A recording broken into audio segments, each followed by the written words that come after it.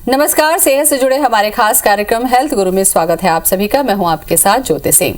जोड़ों में दर्द आज एक आम समस्या बनती जा रही है। ये समस्या इसलिए भी गंभीर है क्योंकि हाल ही में इस समस्या से पीड़ित मरीजों की संख्या बढ़ी है, जिनमें ज्यादा उम्र के लोग तो शामिल हैं ही, साथ ही कम उम्र के लोग भी अब जॉइंट पेन के शिकार हो रहे हैं। इसलिए ये समस्या और भी मायने रखती है, लेकिन आप इससे शिकार न हो, इसलिए आज इस कार्यक्रम के माध्यम से हम चर्चा करेंगे और जानेंगे कि आप इस समस्या से कैसे बच सकते हैं, और अगर ये समस्या है तो क्या आगे चलकर जॉइंट रिप्लेसमेंट की पद्धति से इसका ट्रीटमेंट किया जा सकता है। कुछ और भी महत्वपूर्ण चर्चा हम करेंगे। शुरू करते हैं अपना खास कार्यक्रम हेल्थ गुरु।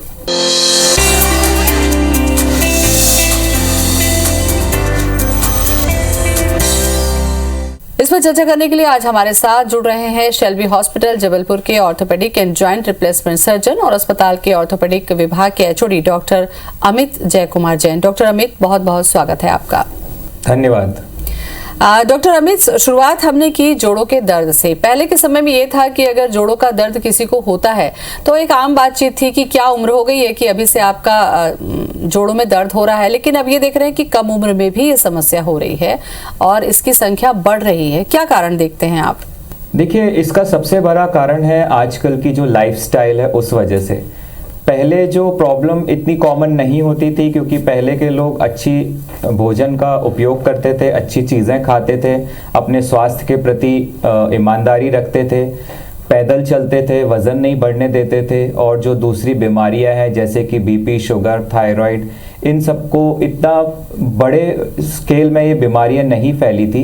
बट आजकल के समय में ये बीमारियां बहुत ही जल्दी, बहुत ही अर्ली स्टेज में ही, अर्ली एज में ही लोगों को अफेक्ट करती हैं। लोगों का खाने पीने के प्रति जो रुझान रहता है वो अच्छा नहीं रहता है, जंक फूड का यूज़ करते हैं। लोगों का वज़न, आपने देखा होगा कि आजकल लोगों का मोटापा की भी एक समस्या आ गई है।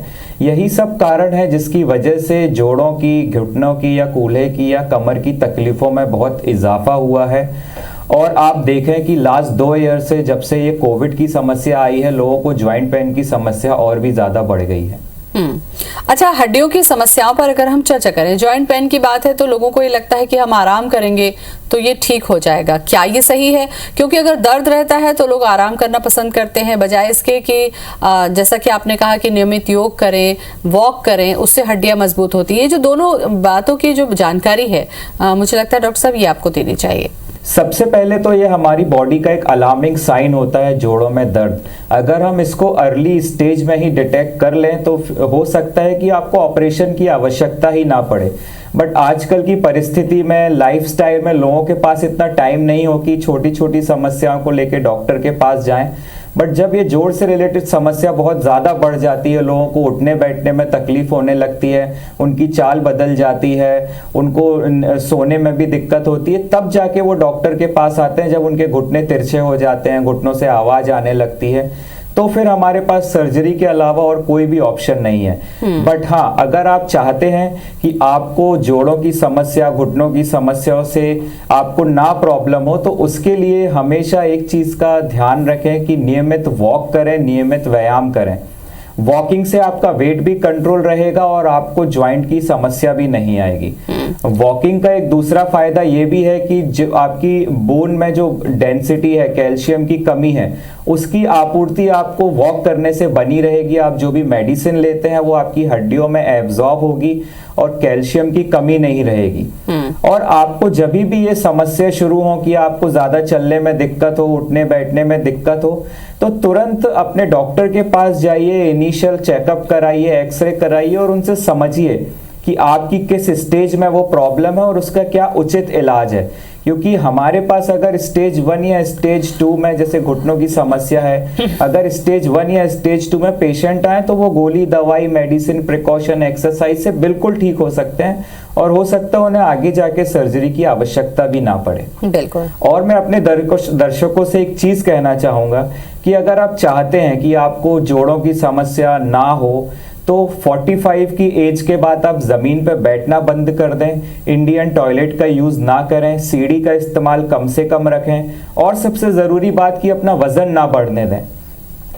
और जो भी आपको दूसरी बीमारियां हैं उसके लिए आप उनका प्रॉपर टाइम पे दवाई लें, एक अच्छी डाइट लें, ताकि वो बीमारियां ना बढ़े और उनका असर आपके जोड़ों पे ना हो। बिल्कुल।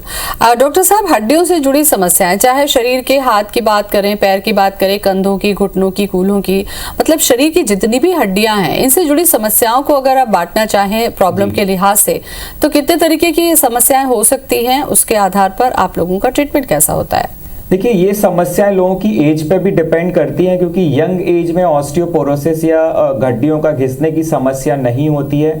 ओल्ड एज में ऑस्टियोपोरोसिस, घुटनों की समस्या, कमर की समस्या या कूल्हे में दर्द की समस्या होती है।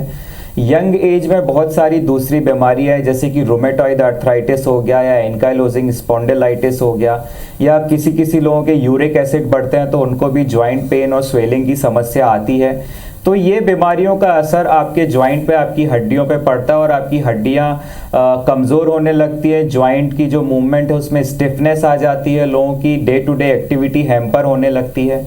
और जो ओल्ड एज से जुड़ी समस्या है, इनमें कैल्शियम की कमी की वजह से हड्डियां कमज़ोर हो जाती हैं और उसकी वजह से लोगों को चलने फिरने में दिक्कतें आने लगती हैं। तो ये दोनों को हम इस तरीके से कैटेगराइज करते हैं कि ओल्ड एज और यंग एज में जो भी समस्या है। जैसे दूसरी बीमारियां हैं जिसकी वजह से जॉइंट पेन होता है, अगर हम उसका, जैसे यूरिक एसिड बढ़ा है तो आपको कुछ खान पीन में आपके परहेज करना पड़ेगा, उसकी मेडिसिन लेना पड़ेगी, तो ये समस्या नहीं बढ़ेगी और कंट्रोल में ये बीमारी आ जाएगी।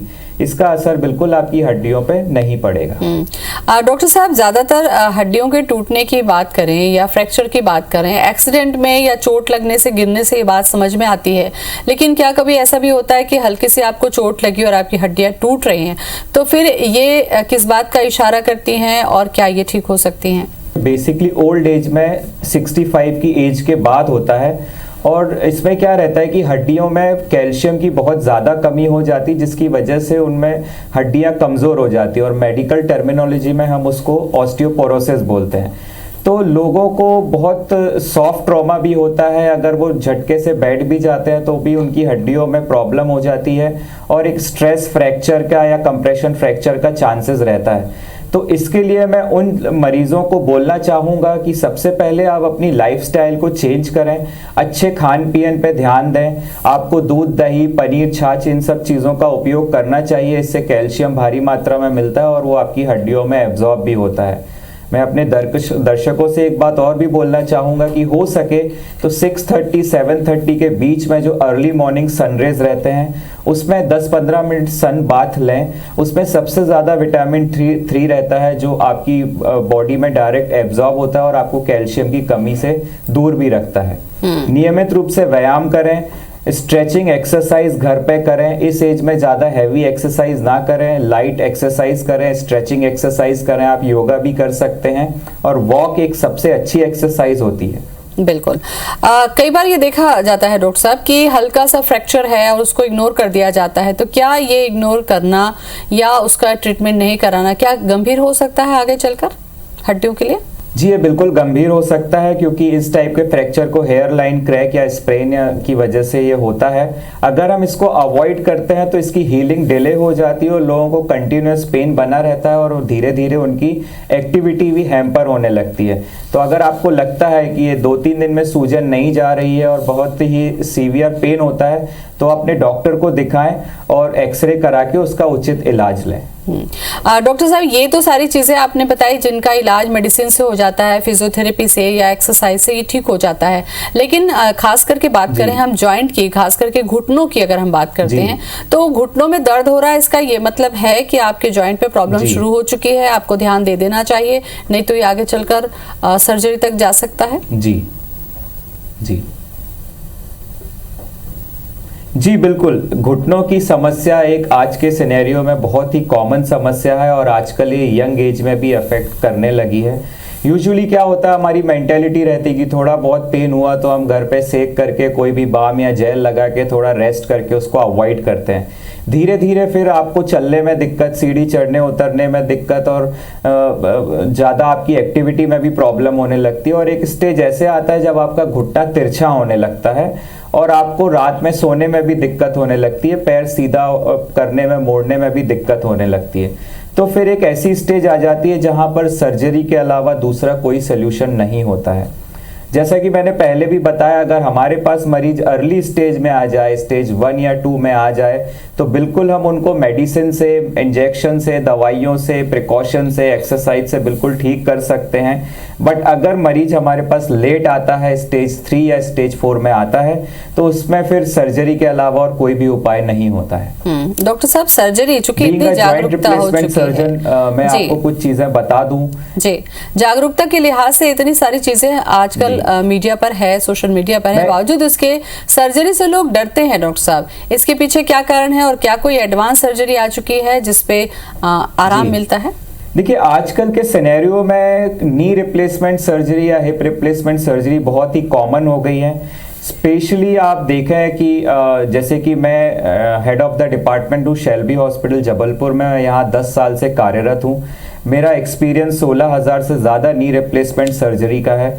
तो हमारे जो शेल्बी हॉस्पिटल की एक टेक्निक होती है जिसे हम जीरो टेक्निक बोलते हैं, वो हमारी पेटेंट टेक्निक है और हम उसी टेक्निक से यहाँ सर्जरी करते हैं। तो मैं अपने दर्शकों से ये कहना चाहूँगा कि अगर आपको ये प्रॉब्लम है, ऑस्टियोआर्थराइटिस का प्रॉब्लम है, आपके घुटनों में सीवियर दर्द बना हुआ है, डिफॉर्मिटी आ गई है, चलने फिरने उठने बैठने में दिक्कत है, तो आप बिल्कुल हमारे पास आएँ, इसका उचित इलाज लें। और जो टेक्निक की बात की, सबसे सफल टेक्निक है आज के समय में।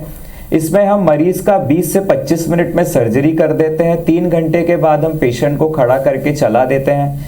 दूसरे दिन से पेशेंट सीढ़ी चढ़ने उतरने लगता है और तीसरे दिन हम उन्हें डिस्चार्ज कर देते हैं। डिस्चार्ज में घर पे जाने पर पेशेंट को किसी भी तरीके का बेड रेस्ट या रेस्ट नहीं करना है। वो अपनी डे टू डे एक्टिविटी बिल्कुल आराम से कर सकते हैं। और 15 डेज के बाद एक बार स्टिच खुल गए तो पेशेंट अपनी रूटीन एक्टिविटी, रूटीन लाइफ में आके घर के बाहर घूमना फिरना सब कुछ चालू कर सकता है। तो आज के सिनेरियो में बिल्कुल ऐसा नहीं है कि ये बहुत बड़ी सर्जरी है, बहुत प्रिकॉशन लेना पड़ता है, बहुत फिजियोथेरेपी करनी पड़ती है या बेड रेस्ट करना पड़ता है या घुटना मोड़ नहीं सकते, सीधा नहीं कर सकते, ऐसा बिल्कुल नहीं है। आज के समय में जो सबसे लेटेस्ट इम्प्लांट हो, जो सबसे लेटेस्ट टेक्नोलॉजी है, वो हमारे हॉस्पिटल में अवेलेबल है। हम जो इम्प्लांट डालते हैं उसमें लोग क्रॉस लेग करके पालथी मार के भी बैठते हैं और ये इम्प्लांट लाइफ लॉन्ग चलता है। तो आपको ये भ्रांति को बिल्कुल अपने मन से, दिमाग से अलग करना पड़ेगा कि ये सर्जरी कराने पे ये नहीं कर सकते या ये कर सकते हैं, ये नहीं कर सकते, घुटना नहीं मुड़ेगा, ऐसा बिल्कुल नहीं है। जिस टेक्नोलॉजी का हम यूज करते हैं इसमें कोई भी बोन लॉस नहीं होता है, टिश्यू की इंजुरी नहीं होती और अर्ली मोबिलाइजेशन हो जाता है। तो पेशेंट को पता भी नहीं चलता, एक घुटने वालों की, कि कब उनकी सर्जरी हो गई और वो 10 से 15 दिन के अंदर अपनी रूटीन एक्टिविटी में आ जाते हैं। मिनिमली जो इन्वेसिव सर्जरी है डॉक्टर साहब, वो क्या है? क्या वो सामान्य सर्जरी से अलग है?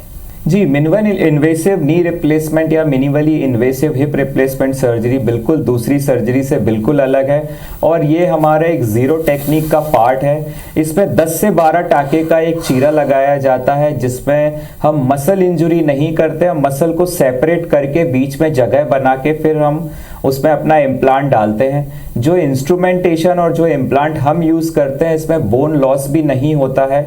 हम हड्डियों को निकालते हैं, जॉइंट को निकालते नहीं है। जितनी हड्डी घिसी है बस वही चूरा जैसे बाहर निकलता है और एक नया इम्प्लांट हम उनकी नी में डाल देते हैं और इसी को हम knee replacement with zero technique बोलते हैं। ये जो सर्जरी है मिनिमल इन्वेसिव सर्जरी रहती है और आजकल हम इसे स्टिचलेस सर्जरी भी करते हैं कि लोगों को स्टिच भी नहीं आता, दिखता भी नहीं है।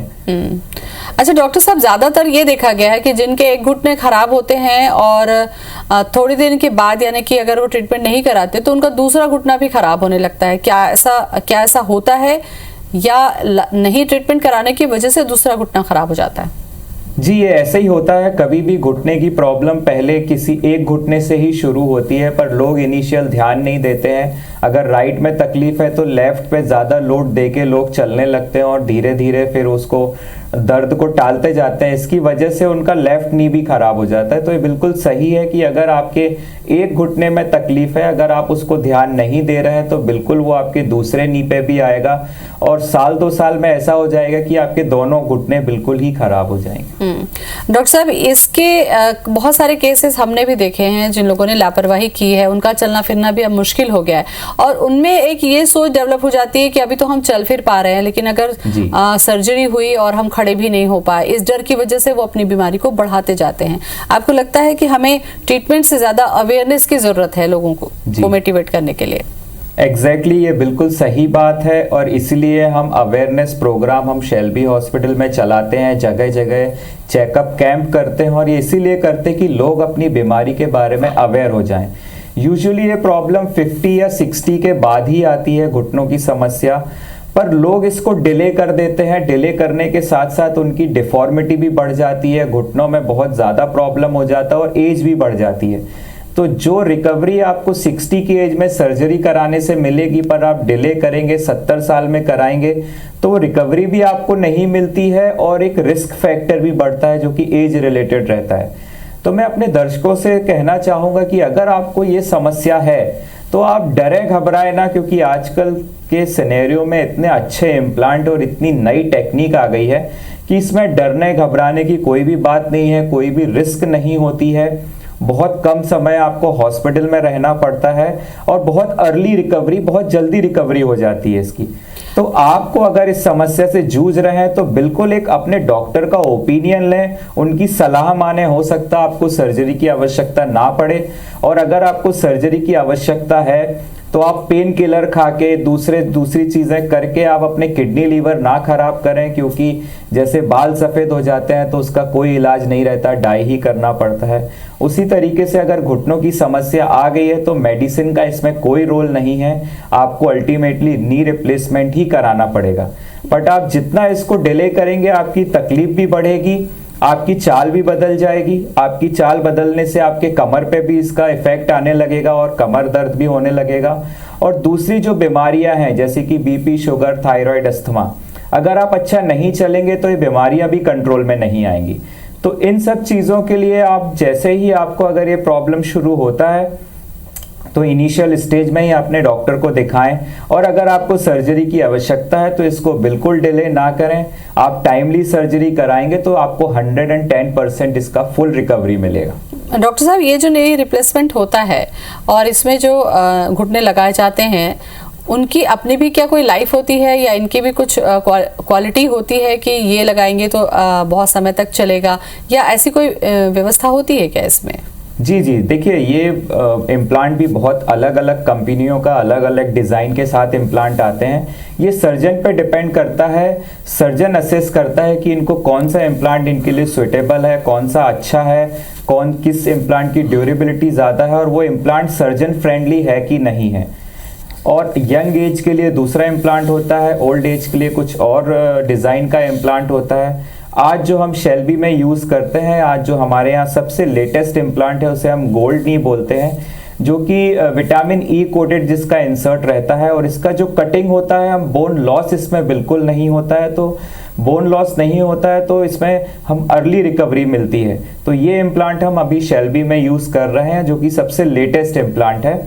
और जो इसका जैसे कि आपने पूछा कितना चलेगा, तो कंपनी की तरफ से ये कंपनी बोलते हैं कि 20 से 25 साल ये इम्प्लांट चलता है। बट हम अपने सभी पेशेंटों को ये बोलना चाहते हैं और बोलते भी हैं कि आप दो काम ना करें, नी रिप्लेसमेंट होने के बाद एक ज़मीन पे ना बैठे, एक इंडियन इम्प्लांट यूज़ ना करें, तो ये इम्प्लांट लाइफ लॉन्ग चलता है। Computer assisted joint replacement surgery, doctor साहब ये क्या है और क्या ये दूसरी सर्जरी से डिफरेंट है? जी, computer assisted joint replacement surgery, जिसे आजकल हम इजी वे में बोलें तो रोबोटिक सर्जरी है। इसका उपयोग भी हम करते हैं। इसमें भी 2-3 टाइप के रहते हैं कि एक नेविगेटेड है, नेविगेशन असिस्टेड सर्जरी होता है और दूसरा रोबोटिक सर्जरी होता है। इन सब चीज़ों के लिए हमको पेशेंट का सिलेक्शन करना पड़ता है कि किस में ये सुइटेबल रहेगा, किस में नहीं रहेगा। हर पेशेंट में हम इस टेक्निक का यूज़ नहीं कर सकते हैं। और जी हाँ, डेफिनेटली हम शेल्बी में भी इन टेक्निक का यूज़ करते हैं और ये अभी लेटेस्ट टेक्निक्स आए हुए हैं और इसमें जो एरर रहता है वो 0 रहता है और कोई भी इसका साइड इफेक्ट नहीं होता है। बिल्कुल। डॉक्टर साहब, हड्डियां मजबूत रहें और हमारी दिनचर्या किस तरीके से हो, खान पान में क्या सावधानी रखें, कोई मैसेज आप देना चाहें हमारे दर्शकों को?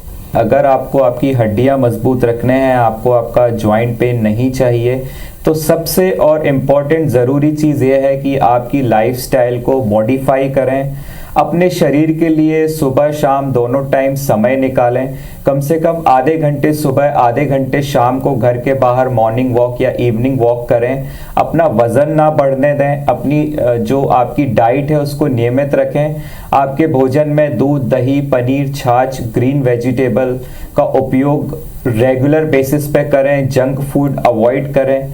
आपको दूसरी समस्या है बीपी, शुगर, थायराइड, अस्थमा, तो इन बीमारियों का उचित इलाज कराएं, इन्हें बढ़ने ना दें और इन बीमारियों को कंट्रोल में रखें, तो इसका असर आपके जॉइंट्स पे, आपकी हड्डियों पे नहीं पड़ेगा।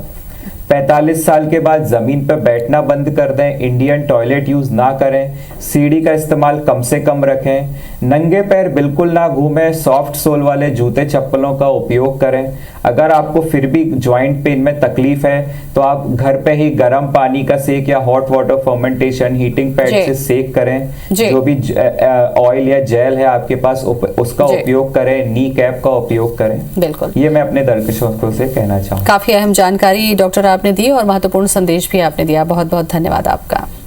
तो जोड़ों के दर्द को कभी भी नजरअंदाज ना करें, फिर वो चाहे आपकी उम्र कम हो या ज्यादा। समय पर अगर आप डॉक्टर से इलाज लेते हैं तो गंभीर समस्या से खुद को बचा सकते हैं। फिलहाल इतना ही। नमस्कार।